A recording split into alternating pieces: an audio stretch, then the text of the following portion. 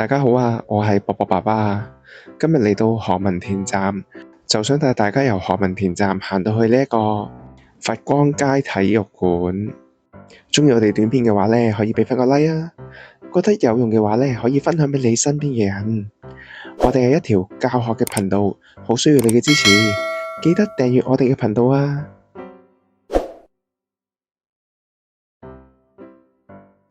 我哋而家開始啦。嚟到何文田站之後，我哋要去揾呢個 A 出口，朗然峰。出咗 A 出口之後呢，我哋要乘搭呢個扶手電梯呢，往地面出發。何文田站依山而建，總共有8層，由最低點去到最高點呢，總共有70公尺咁高。我哋要上返地面呢，要乘坐好長嘅扶手電梯，同埋呢仲要乘搭電梯先可以到嘅。上完扶手電梯之後，我哋要向左轉，跟住行去前邊呢，我哋會見到 A2、A3、A4，咁我哋呢就要往呢個 A2、A3 嘅方向繼續向前行。再行前多幾步呢，A2、A3 又會分開啦，我哋呢就要往 A3 嘅方向繼續向前行。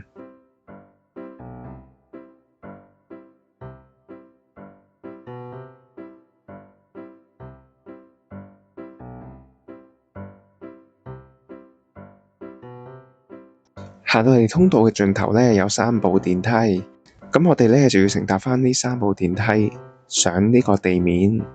有一撳 lift 先，入到 lift 之後，我哋撳 U3，乘搭電梯去到 U3，出咗 lift 之後，我哋會向左轉，跟住繼續向前行。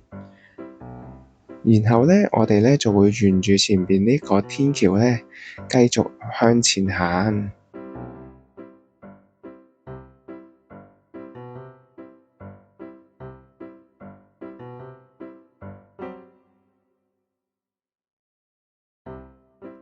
行到嚟前面呢個位置呢，我哋停低介紹一下先。嗱，呢個路牌寫住何文田體育館，咁我哋嘅左手邊呢個建築物呢，就係何文田體育館嚟㗎啦。咁我哋返嚟繼續前往呢個佛光街體育館先。沿住呢個有瓦遮頭嘅行人通道，我哋繼續向前行。要去佛光街體育館呢，講真係有啲距離嘅。不過呢，亦都好好啦，因為呢條通道呢，有瓦遮頭嘅。咁我哋呢，就算落雨行去呢，都唔怕呢會話揼濕嘅。不過呢，一陣間嘅路程呢，落到馬路邊呢，就一定要擔遮啦。咁好快呢，我哋行到呢個通道嘅盡頭呢，就見到呢個電梯，我哋可以乘搭呢個電梯落地面，或者呢，我哋可以行樓梯落地面嘅。落咗地面之後呢，我哋就會往左轉。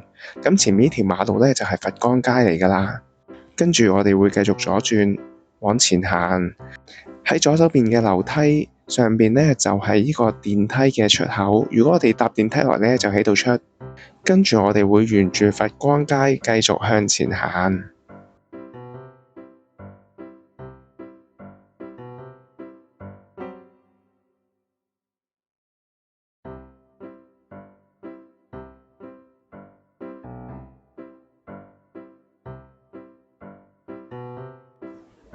喺前面紅綠燈呢，我哋要準備過馬路。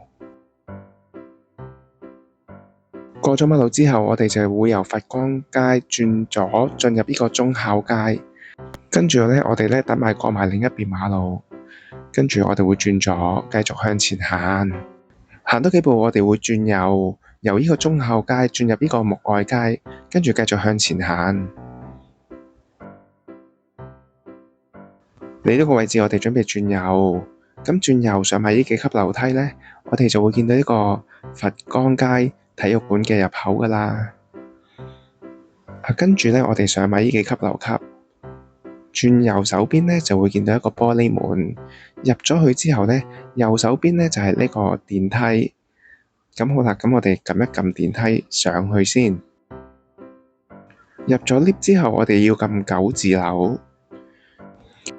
咁我哋咧出咗 lift 之後咧就轉左啦，跟住咧向前行咧，之後再轉右，咁繼續向前行多幾步，再轉右手邊，然後直行見到個木門啦。